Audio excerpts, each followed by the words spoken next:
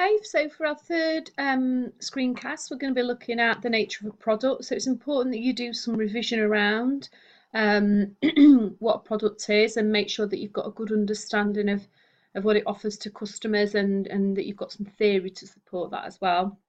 And obviously some examples. So obviously when we talk about products, there's a really broad spectrum around what different products are and the kind of needs that the solutions that they deliver for customers and the needs that they fulfill. So obviously it's something that the customer is willing to buy into because they feel that somehow it's going to provide them with a solution and it's going to be able to fulfill the need that they have. Okay, so when we think about products, they come in these really broadly speaking, three different types. So durable products, so things that last for a period of time. And generally, we only replace these if they become obsolete, they break down, or perhaps even it might be that there are new models on offer that supersede with benefits what we have at the moment. But you might think about things like your TV, your laptop, white goods that you have in the kitchen, those types of products. Non-durable are the things that don't last, so fast-moving consumer goods, or FMCG as we call them, so toothpaste, toiletries, food, all the things that we consume really regularly and have to buy frequently. And remembering this is kind of a bit of a spectrum between things that we buy really very often, like every day or at least weekly, and then things that we might buy every sort of 10 years or 5 years, and everything in between. So if you think about items of clothing, that's going to be slightly different again, and it's simplifying what essentially is relatively complex, really, when you think about it in terms of the reasons why you might decide to replace or buy additional products. Obviously, we then also have services too. So services being all that more complex again because the customer isn't receiving anything tangible. So that makes it difficult for them to evaluate, which means that they might look at other areas of their experience rather than just the service that they receive. If you think about if you go to a solicitor and they provide all the legal services around you moving house, it's difficult for you to know whether they technically have done a really good job, because how will you know the legalities of what they've done? Obviously, if you hit up against issues, then you know that perhaps they haven't done quite so good a job. But generally, you will, as a customer, evaluate that based on different criteria that might not be related to the core product as such. So it might be around the way that the solicitor is with you, so their sort of customer service. It might be the speed of delivery, and it might be some of the other factors that influence your evaluation of this. And we'll come back to this when we look at the additional service mix, those additional 3Ps in a slide or so's time.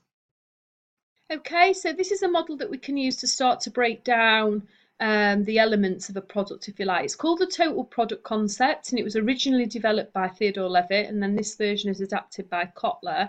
Sometimes this is called levels of a product. So you see how on here we have obviously the core benefit at the centre is always the same, but sometimes this is called the basic level, expected level, augmented level, potential level. So these can be considered levels as well as kind of different stages of the product, if you like. So this model is important because it helps us break down what the customers buy in. So at the centre of what they're buying is that core benefit, the solution that they're getting. And I think in one of the lectures when we looked at this, we talked about it from a hotel room. So that might be for some customers, remembering it's going to be probably different for different customers, but it might be a relaxing night's sleep. It might save them time to stay over somewhere. But the core benefit they're seeking is that kind of a good night's sleep, if you like, which is why companies like Premier Inn have developed the good night's sleep promise. The basic product is kind of the real basics that you'd expect to get. So clearly you're going to expect to get a room, you expect there to be at that basic level, there's going to be a bed in there, you're going to be able to lock the door. So there's some kind of really basic elements. If you think about every single hotel room, from the very kind of cheapest you might purchase right through to the very expensive, it's kind of those basic things that you would expect to get in that that service experience. We then have some expectations around that. So it might be that we expect there to be towels, we expect those towels to be clean, we expect the lights to work, we might even expect there to be a television, we expect there to be an ensuite, and we expect that to be clean. So it's all around those kinds of expectations, remembering that things change over time. So the more we give customers, the more we expect. So something that, you know, started off at the basic product level would eventually move to the would started off at the expected level would eventually move to the basic level. So it's kind of like our expectations as customers increase time. And this is demonstrated with the augmented level. Now, the augmented level is where we start to differentiate our offer. So as you can see here in the speech bubble, this is where competition takes place, because we're kind of assuming that everybody's product or service is the same up to the expected level to a varying degree. And then at the augmented level, the argument is that this is where you can essentially customize, adapt what you do to differentiate it from the competition. So it might be that you've got fabulous customer service. It might be that you offer more in-room facilities. It might be that you offer breakfast included, whatever it might be. Obviously, that's going to be closely tied into what the customer's interested in. That's where you augment. And again, remembering when I'm talking about these coming forward, so the things that you might perceive to be at the augmented level at the moment, where you are differentiating over time as other companies replicate what you do, that will move forward. So at one time, having a kind of ethical stance, as if you were a coffee maker, coffee supplier, it might be that at one time being ethically sourcing your coffee beans would have been a level of augmentation. So not everybody was doing it, so you could differentiate what you're doing based on that. These days, customer drivers mean that we expect most organisations that we deal with, for most customers, there'll be an expectation that they're behaving ethically and ethically sourcing products from sustainable sources. So it's moved forward to the expected level. So then companies have then got to think about, okay, how else can we differentiate and augment what we're doing? The potential products at the final level, which is essentially what Kotler added, is this idea that there is always, it's to remind us that there are always other aspects that we need to be considering. There are always extra things we need to be thinking about. So that, you know, it's that constant evolution of our what we do for our customers, because their needs and wants change and evolve, and we need to be able to keep pace with that. So this is a really useful model for you to revise and remember. Make sure you're familiar with it.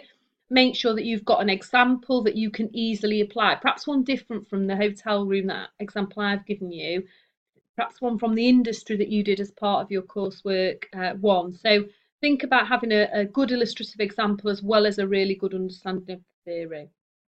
Okay, so going back to services, now we mentioned this on the earlier slide, is that when we have a service, we have to consider 3 additional elements, primarily because customers evaluate services in a slightly different way as they do products, because there isn't that tangible aspect. It's not a coat that you buy and you try on, you show it to your friends, see what they think, and then decide whether to keep it or not. Services are consumed at the point of delivery, so it's really difficult for us to test out loads of different services and decide which one would be right for us as a customer. So this means we need to think about what we call the extra 3 Ps of the marketing mix or the services mix. Now, normally the marketing mix has 4 Ps, as we know, because we covered them in the module: product, price, place, and promotion. And what we're saying, what the argument is that for a service, you need to consider these additional 3 Ps, and they are people. So you need to think, and these, when we talk about people, these are the people that work for you, so employees, if you like. So that is because in a service, majority of the time, somebody from your organisation will interact with your customers and therefore have an influence on that customer experience and post-purchase evaluation. So a little bit like I was saying with the purchase of a legal service, the interaction between the solicitor and the client is likely to be more important from a customer point of view than the technical work that they're doing for them. Okay, so the technical work is a bit like a commodity, but it's really hard. You can't really differentiate on that if we think about the last model, because you do the same, you have to legally do the same job, you have to do the same piece of work. The way you can differentiate is on elements like this, so the level of service that you offer. The physical evidence, so this is anything tangible, physical associated with your brand, with your service consumption. So if you think about a solicitors, again, that might be the waiting room, the offices that you sit in, the coffee that you offer, the way that people are dressed, the uniform, the physical surroundings. It could be literature, so if you have any kind of brochures or marketing material, they are all physical elements. And again, it's important that we consider these as part of our marketing mix, because the customer will use them to evaluate their experience. The process is all the processes that the customer goes through.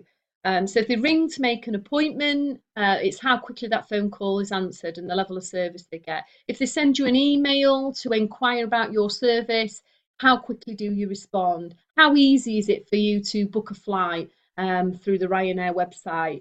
How complex is that process? The more difficult and time consuming it is, the more problematic. Remember, again, these are the types of areas that the customer will use to evaluate their experiences, in addition to any service that they actually receive. So it's all important. All those process elements are important. So it's really thinking about the customer journey and customer experience.